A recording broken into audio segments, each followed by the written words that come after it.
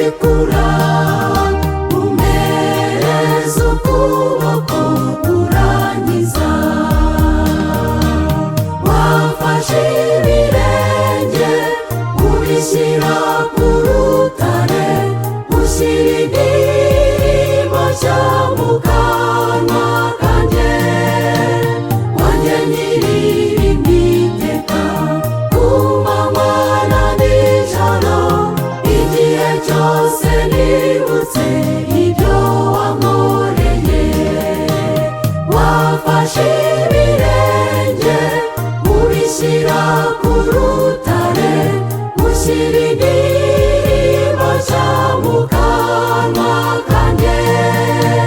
Wanjye nyir'irimbwa iteka, ku manywa na nijoro, igihe cyose nibutse ibyo wankoreye.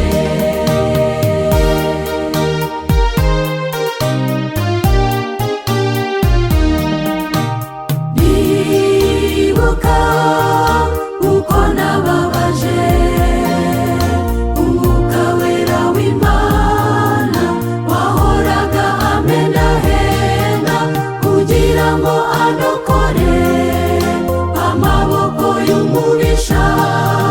Yakoresheje ijwi ryiza menya Yesu. Wafashe ibirenge ubishyira ku rutare, ushyira indirimbo nshya mu kanwa kanjye. Wanjye nyir'irimbwa iteka, ku manywa na nijoro, igihe cyose nibutse ibyo wankoreye. Wafashe ibirenge ubishyira ku rutare, ushyira indirimbo nshya mu kanwa kanjye.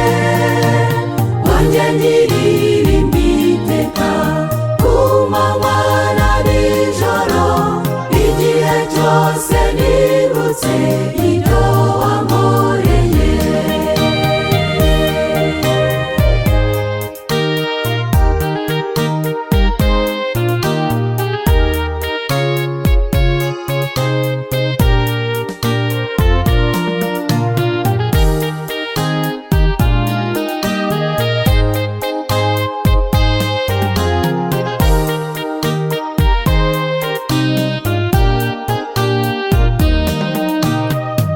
Nimuze ab'Umucunguzi, yameneye amaraso, tuzamure amajwi yacu tumuririmbire, kuko yadukijije umubisha, akaduha ubushobozi bwo kuba be.